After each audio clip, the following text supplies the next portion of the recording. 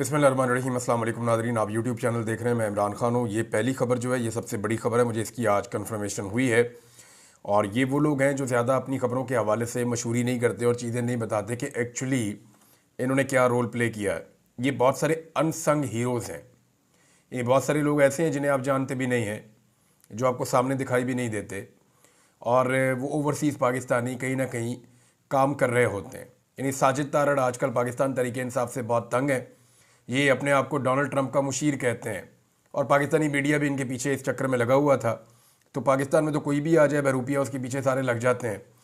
तो साजिद तारड़ साहब भी ये कह रहे हैं कि ऐसा लगता है ये पागलपन है कि ओवरसीज़ पाकिस्तानी जो है, ख़ास तौर पे जो अमेरिका में है, उन्होंने इसको जहाज़ समझ लिया कि इमरान खान साहब की मदद करनी है।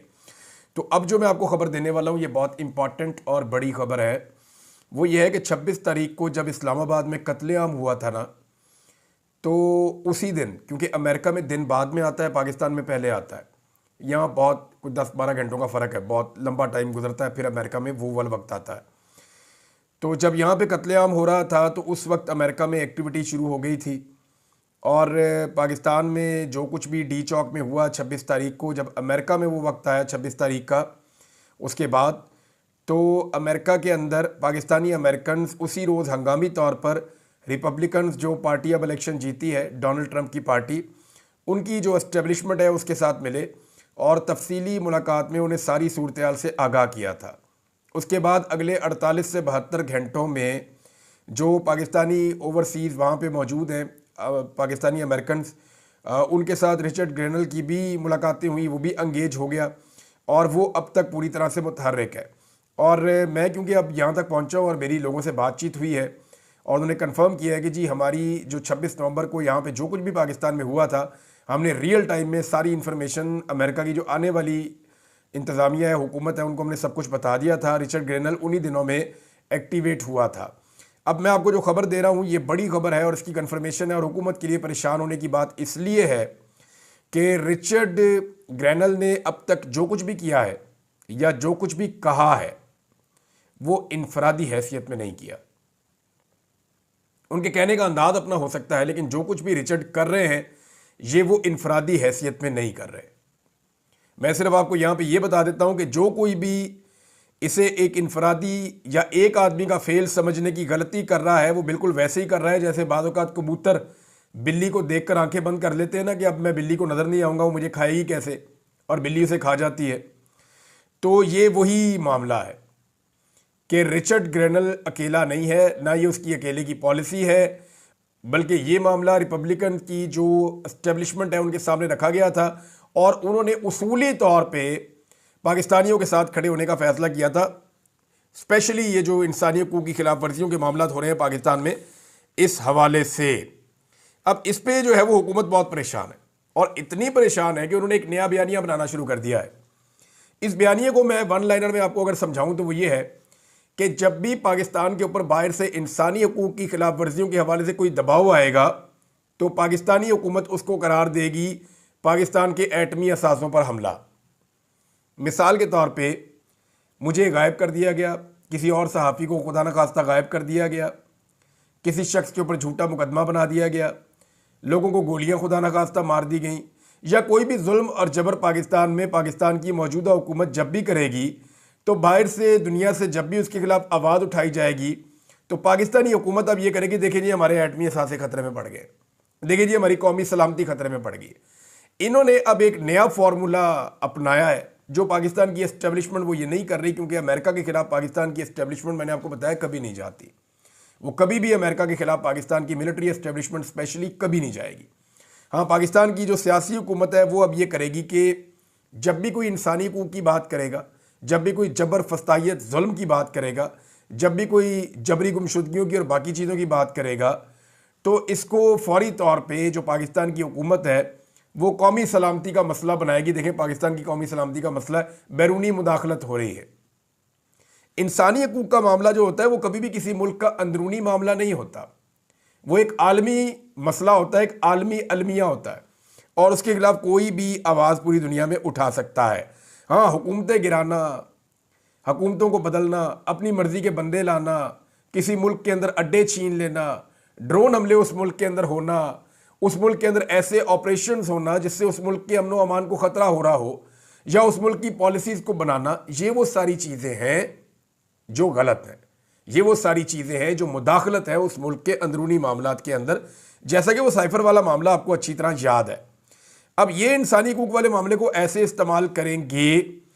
एक और चीज है, अयाज सादिक साहब ने एक स्टेटमेंट दिया, मैं यहां पे पहले ही आपको वो बता देता हूं, ये भी क्योंकि बयानिया की बात हो रही है ना, तो बयानिया उन्होंने बनाया मुल्क पर पाबंदियों की हमायत करने वाले पाकिस्तानी नहीं है। एक तो अयाज सादिक साहब, पाकिस्तान में किसी ने भी इन जो पाबंदियां लगी हैं इनकी हमायत नहीं की। सिर्फ एक पॉलिटिकल पार्टी है जिसने खुलकर इसकी मुखालफत की और पहले मिनट से की, यानी उन्होंने सोचा भी नहीं, उन्होंने मशवरा भी नहीं किया, उन्होंने मुखालफत कर दी।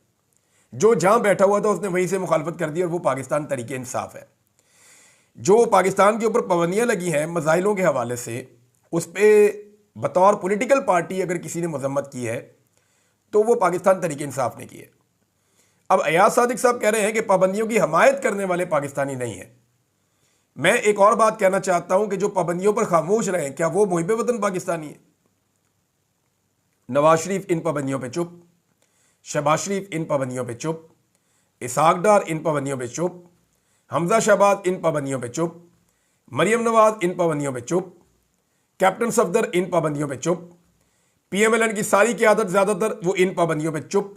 तो क्या ये चुप रहने वाले, जब पाकिस्तान के साथ ज्यादती हो रही है इसके ऊपर जो लोग खामोश रह रहे हैं, क्या वो मुहिब वतन पाकिस्तानी है, या वो लोग मुहिब वतन पाकिस्तानी है जो इन पाबंदियों के खिलाफ आवाज़ उठा रहे हैं? ये बात मैंने सवाल वैसे उठाया, इदारों में बैठे हुए लोग भी सोचे हैं कि उन्होंने किस तरह का तजुर्बा किया है, मज़ा तो बहुत आ रहा होगा उन्हें। एक नाज़रीन और ख़बर है, और ये एक बारीक वारदात है जो मैंने पकड़ी है। ये हाफिज़ नईमुर रहमान साहब हैं, जमात इस्लामी के अमीर हैं, मेरा इनसे बहुत अच्छा ताल्लुक़ है, लेकिन इन्होंने गालिबन एस्टेब्लिशमेंट के कहने के ऊपर एक स्टेटमेंट दिया है। इस वक्त देखें, पाकिस्तान की एस्टेब्लिशमेंट और हुकूमत अमेरिका को खुश करने की कोशिश कर रही है। वो ये जानते हैं, पाकिस्तान सब जानते हैं पाकिस्तानी, कि जब भी अमेरिका में कोई भी हुकूमत आए, चाहे वो ट्रंप की हो, जो बाइडन की हो, ओबामा की हो, बुश की हो, किसी की भी हो, वो हमेशा प्रो इसराइल ही होगी। इसराइल की बड़ी इन्वेस्टमेंट है, बड़ी मेहनत है, अमेरिका में उन्होंने बड़ी लॉबिंग की हुई है। तो जो भी हुकूमत अमेरिका में आएगी वो इसराइल के प्रो होगी, यानी वो इसराइल से मोहब्बत करने वाली होगी। जो भी आएगी, ऐसी कोई हुकूमत मैंने देखी नहीं जो इसराइल के साथ प्यार नहीं करती अमेरिका की। तो लाजमन जो अब हुकूमत आ रही है वो भी प्यार ही करेगी उनसे, जो पहले थी वो भी प्यार ही करेगी। तो ये पैकेज जो पाकिस्तान में तैयार किया जा रहा है कि हम आपको क्या दे सकते हैं, अब उसके लिए ज़रूरी समझा गया कि इमरान खान से इस मौका पर इसराइल के खिलाफ बयानात दिलवाए जाएं, हालांकि वो जेल के अंदर बंद है। हाफिज नईमुर रहमान का स्टेटमेंट देखें, बानी पीटीआई जेल से ऐलान करें कि इसराइल को नहीं मानते, और उन्होंने कहा हुकूमत और पीटीआई के दरमियान मुज़ाकरात की हमायत करते हैं और चाहते हैं कि बानी पीटीआई आज जेल से ऐलान करें कि इसराइल को नहीं मानते। अब सवाल मेरा ये है हाफिज नईमुर रहमान साहब से, एस्टेब्लिशमेंट के कहने पे आपने ये डिमांड तो डाल दी, आपने सोचा है कि उन्होंने ये डिमांड डलवाई क्यों आपसे? मैं आपको बताता हूँ। देखें, ये जो इमरान खान साहब हैं, क्या इन्होंने कभी ज़िंदगी में कहा कि मैं इसराइल को मानता हूँ और फ़लस्तीन को नहीं मानता? क्या पाकिस्तान में किसी और लीडर ने इसराइल के ख़िलाफ़ और फ़लस्तीन के हक़ में इतनी आवाज़ उठाई जितनी इमरान खान ने उठाई? किसी ने भी नहीं किया। इमरान खान ने इसकी कीमत भी चुकाई है। मौजूदा हुकूमत के वफादार जो हैं वो इसराइल में जाते हैं अपना वफ्द लेकर, हुकूमत में जो बैठे हुए लोग हैं हाफिज नईमुर रहमान उनसे नहीं कह रहे कि इसराइल पे बात करो। कितनी बारीक वारदात है। देखें आप, जो हुकूमत के अंदर जमातें बैठी हुई है, हुकूमत के अंदर जो लोग बैठे हुए हैं, जो जाते हैं इसराइल के अंदर, उनके वफादार लोग इसराइल के अंदर अपना वफ्द लेकर भी जाते हैं, उनको हाफिज नईमुर रहमान नहीं कह रहे कि तुम कहो कि तुम इसराइल को नहीं मानते। वो जो आदमी जेल में बैठा हुआ है, जो बार बार ये बात करता रहा है, उसको कह रहे हैं कि नहीं तू कह। वजह क्या है? हाफिज नईमुर रहमान साहब हक के साथ तो खड़े ही नहीं हुए। जब जब इसराइल के लिए, जब जब फ़लस्तीनियों के लिए मुजाहरा हुआ इस्लामाबाद में, और जो जुल्म और जबर हुआ मुश्ताक अहमद साहब के ऊपर, वहाँ कहाँ थे हाफिज नईमुर रहमान साहब? उन्होंने तो साथ नहीं दिया उनका, उन्होंने तो अपनी सियासत की। तो अब ये बारीक वारदात इसलिए डलवाई जा रही है कि पाकिस्तान का मौजूदा रजीम अमेरिका को ये कायल करना चाहता है, जी हम आपके लिए कर गुजरेंगे जो आप कहेंगे। ये इमरान खान नहीं करेगा, ये बात याद रखें। तो इस तरह की बारीक वारदातें डाल रहे, और इमरान खान वैसे भी नहीं करेगा, इमरान खान वैसे भी नहीं करेगा, ये सारी दुनिया जानती है। लेकिन इस वक्त ये एक बारीक वारदात है, मैंने आपको बता दी है, जो डाली गई है और डलवाई गई है हाफिज नईमुर रहमान साहब से कि जेल में बैठे हुए आदमी से गारंटियां मांगो जो हुकूमत में बैठे हुए हैं उनसे किसी किस्म की कोई गारंटी मांगने की ज़रूरत नहीं है। नादरीन, एक शादी चल रही है और नवाज शरीफ के पोते की, और शहबाज शरीफ के भी पोते ही लगे। मैंने उनकी तस्वीरें देखी हैं, सबके मुंह ही उतरे हुए हैं। यानी आप नवाज शरीफ का मुंह देख लें, शहबाज शरीफ का मुंह देख लें, पोते की शादी, खुश हो जाओ। लेकिन हुआ ये है कि ये बेचारे बहुत बदमज़ा हो गए। इन्होंने अपनी सारी मकबूलियत को अपने हाथों से आग लगा दी। अब लोग इनसे प्यार ही नहीं करते। यानी अपनी शादी और ऐसे त्यौहार होते हैं जिनमें सब लोग खुश होते हैं, लेकिन अगर आप नवाज शरीफ की तस्वीरें निकाल कर देखें तो हालत ये हो गई है उनकी कि वो, उनके चेहरे पे खुशी नज़र ही नहीं आ रही। शादी के अंदर भी वो गुआची गां की तरह उदास उदास फिर रहे हैं। वजह क्या है? वजह यह है कि अब इन्होंने अपनी पार्टी की वो हालत कर दी है कि ये एस्टेब्लिशमेंट की मदद के बगैर अपने काउंसलर्स को भी इलेक्शन नहीं जितवा सकते। ऐसा बेड़ा गर्क किया मियां नवाज शरीफ साहब ने और उनकी बेटी ने अपनी पॉलिटिकल पार्टी का। और ये क्योंकि घर की पार्टी है तो उन्हें लगता है कि हमारी पार्टी, हम जो मर्जी करें। बाकी जो बेचारे पार्टी के अंदर खून दे दे के, जाने मार मार के, डंडे खा खा के, जिन लोगों ने बड़ी जद्दोजहद की है, जो लोग थक गए पार्टी का साथ दे दे के, उनका कोई स्टेक नहीं है। एक घर की जो है पॉलिटिकल पार्टी है। राणा सनाउल्लाह साहब ने एक मुतालबा और एक ख्वाहिश का इजहार किया कि नवाज, जरदारी और इमरान खान साथ बैठ जाएं तो 70 साल के मसाइल 70 दिनों में हल हो जाएंगे। ये बात बिल्कुल ठीक है। अगर ये तीनों लोग बैठ जाएं और बाकी लोग भी बैठ जाएं और वो ये फैसला कर लें, फजल रहमान को भी ले लें, सारी पॉलिटिकल क़यादत बैठ जाए, जितने भी बुरे हैं भाई, सियासतदान तो है ना, आवाम का वोट तो मिलता है ना। चले किसी को 10 वोट भी मिलते हैं, क्योंकि 10 बंदे तो उसके पीछे खड़े हैं ना। ऐसा तो नहीं है कि बंद कमरे के अंदर फैसला किया और पेल दिया पकड़ के, ये तो नहीं है ना। सियासतदान है तो बैठे और बैठ के फैसला करेंगे भी हम आज के बाद एस्टेब्लिशमेंट का सियासत के अंदर से किरदार जीरो कर रहे हैं। आज के बाद फौज का हमने सियासत में किरदार होने ही नहीं देना। इस बात को पूरी तरह से अगर ये लोग क्लियर कर देते हैं तो ये पाकिस्तान की बहुत बड़ी फतह होगी।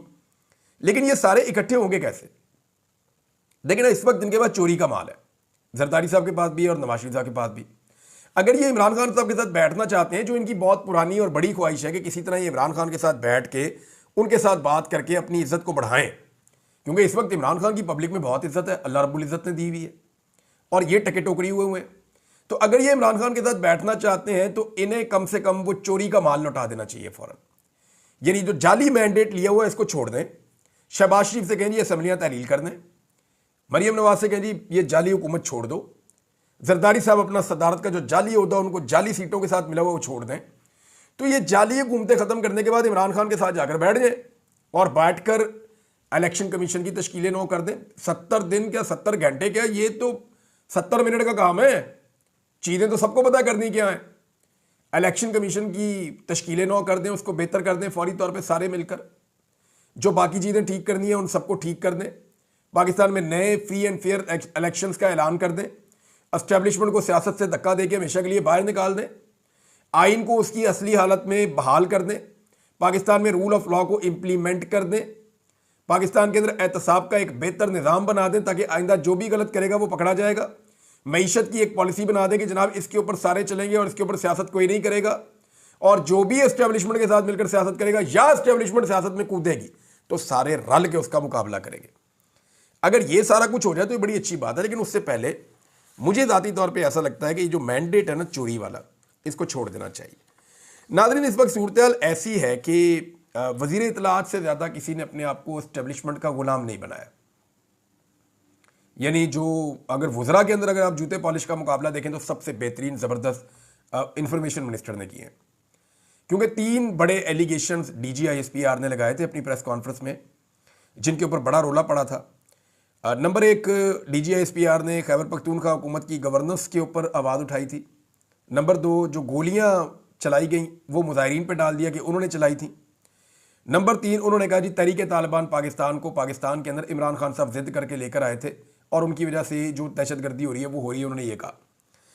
अब इनमें से देखें 2 मामला तो बड़े खुल गए। ये जो TTP वाला मामला ये तो ऐसा खुल गया कि इसके ऊपर पहले जरा रुके ना, जरा TTP वाले मामले में ख्वाजा आसिफ का एक ट्वीट है, वो आपको इसके फौरन बाद मैं बताता हूँ। वो खुल गया। उसके बाद जो दूसरा मामला था गोलियां चलाने वाला, सारे सबूत लोग सामने लाकर उन्होंने रख दिए और दूध का दूध और पानी का पानी कर दिया। अब गवर्नेंस खैबर पख्तूनख्वा का मामला, उसके ऊपर वाइट पेपर जारी कर दिया अता तारड़ ने। अता तारड़ ने वाइट पेपर जारी किया। मेरे ख्याल में, मुझे सुनने की आपको ज़रूरत नहीं, अब तारिक मतीन साहब का वीलॉग निकालें, उन्होंने पूरा का पूरा पोस्टमार्टम ही कर दिया है। मैंने वो सुना है, उन्होंने कमाल रिसर्च करके उड़ा के रख दिया है सारा का सारा वाइट पेपर जो अता तारड़ लेकर आए थे। लेकिन इस वक्त अगर बदतरीन कारकर्दगी कहीं पे है पाकिस्तान में, तो वो फेडरल गवर्नमेंट की और पंजाब हुकूमत की है, जिन्होंने मिसालें कायम कर दी है। इवन कश्मीर के अंदर भी जो वज़ीर आज़म लाए हुए एक तोहफा, जिसको ख्वाजा साद रफीक ने कहा था कि ये क्या तोहफा ला के बैठा दिया, वो ठीक कह रहे थे बेचारे, तो उसने भी जो तबाही फेरी हुई है। तो अगर पाकिस्तान तहरीक इंसाफ वाइट पेपर खुद नहीं ला सकती उनके खिलाफ, तो ये तो नकम्मा पानी है ना। तहरीक इंसाफ इस वक्त वो पॉपुलैरिटी इंजॉय कर रही है जो इमरान खान की वजह से पार्टी को मिल रही है, तो वो कहते हैं हाथ पे हाथ रख के बैठो, काम ही नहीं करना। अब ये रिस्पॉन्सिबिलिटी जो पंजाब के अंदर जो अपोजिशन है पीटीआई की, उनकी है कि वो वक्तन फवक्तन इनको ना सिर्फ बेनकाब करें बल्कि पूरा एक वाइट पेपर जारी करें साल के इख्तिताम पे कि जनाब ये बेड़ा गर्क इन्होंने इस मुल्क का कर दिया और इस सूबे का इन्होंने क्या हाल कर दिया। यानी हर चीज़ में इन्होंने इमरान खान की नकल करनी है। अब वो कट्टे बच्चे इमरान खान साहब का, आपको याद है ना, एक प्रोग्राम था जिसका मरियम नवाज बहुत और मरियम औरंगजेब और बाकी सारे बहुत मजाक उड़ाते थे कि इमरान खान गायियाँ ऐसे क्यों देता है लोगों को, और ये इसके साथ मईशत क्या ठीक हो जाएगी।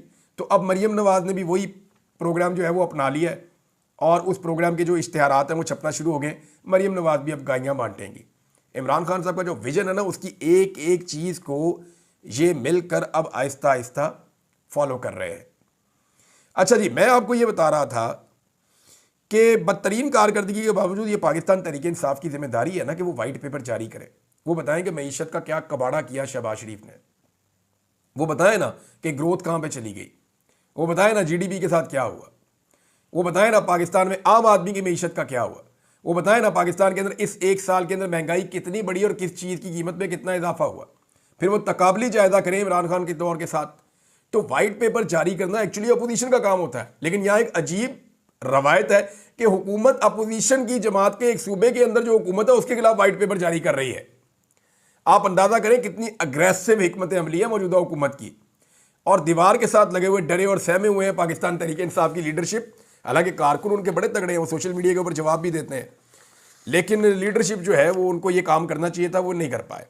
सिविल नाफरमानी की तहरीक के ऊपर मैंने आपको पहले कहा था कि इस साल रेमिटेंसेस आए हैं। उनकी वजह यह है कि पाकिस्तान में हालात बदतरीन थे, ज़मीनों की कीमतें बिल्कुल ज़मीन पे चली गई, कोई खरीदो फरोख्त नहीं हो रही थी, तो इसलिए लोगों ने ज़मीनें, बंद होने वाली फैक्ट्रियाँ और बहुत सारी चीज़ें बाहर से पैसा भेजकर खरीदी हैं ताकि जब हालात ठीक होंगे तो हम उनको इस्तेमाल कर लेंगे। तो इसलिए रेमिटेंसेस कुछ ज़्यादा आए हैं पाकिस्तान में। लेकिन ये सब इमरान खान साहब की कॉल से पहले था। अब कॉल इमरान खान साहब की इस हफ्ते आई है और इसी हफ्ते ये साल ख़त्म हो गया, तो उस डाटा की बुनियाद के ऊपर अब सारे कह रहे हैं नहीं जी नहीं, देखें ये पता चलेगा जब जनवरी का पूरा महीना अगर ये कॉल रहती है, इमरान खान साहब इसको वापस नहीं लेते और पूरा महीना अगर ये कॉल चलती है, तो पिछले साल के जनवरी के डाटा के साथ आप इस साल के डाटा को कंपेयर करेंगे, आपको पता चल जाएगा कि इमरान खान साहब की कॉल कामयाब हुई है या नहीं हुई है। बड़े आराम से आपको पता चल जाएगा, आपको कुछ और करना भी नहीं पड़ेगा। आमिर मुगल साहब ने नादरीन एक बहुत बड़ा दावा किया है और मैं आपको पढ़ के सुनाना चाहता हूँ। आमिर मुगल साहब ने टीवी चैनल के ऊपर बैठकर ये बात की है और जो उन्होंने बात की, उनके जो अल्फाज हैं वो ये हैं कि मैं आपके सामने बैठकर बता रहा हूँ कि हमारे नौजवानों को रेंजर्स और फ़ौज के जवानों ने मारा है, फ़ौज के स्नाइपर्स ने मारा है और मोहसिन नकवी और शहबाज शरीफ के हुक्म पर मारा है। आप मेरी एक गुजारिश मान लें, 24 से 27 नवंबर की पिम्स और पोली क्लिनिक अस्पताल, जिना एवेन्यू और ब्लू एरिया की सीसीटीवी फुटेज रिलीज़ कर दें ताकि कौम को पता चल जाए कि कौन झूठा है और कौन सच्चा है। अब ये सीसीटीवी फुटेज तो आपको मिलनी नहीं है और मुबैना तौर पे जो वीडियो भी मौजूद हैं शौकत बसरा साहब के पास, और मेरी इत्तला के मुताबिक पार्टी की क़ियादत ने शौकत बसरा साहब से वो वीडियोज़ मांग भी ली हैं कि उनको महफूज किया जाए इससे पहले कि उनके पास से इधर उधर हो जाए, और उन लोगों को भी महफूज करने की वो कोशिश कर रहे हैं, लेकिन वो लोग घेरे में हैं। यानी जिन लोगों ने ये बयानात दिए, जिन्होंने ये बताया कि उन्होंने कितनी लाशें देखी पिम्स अस्पताल में, उनके अपने प्यारे को जो लाया गया राशिद को, उसे गोली लगी थी, उसका एक्सीडेंट नहीं हुआ था और उसकी मौत ताज़ा नहीं थी, बहुत पुरानी थी, उसकी लाश अकड़ी हुई उनको मिली है।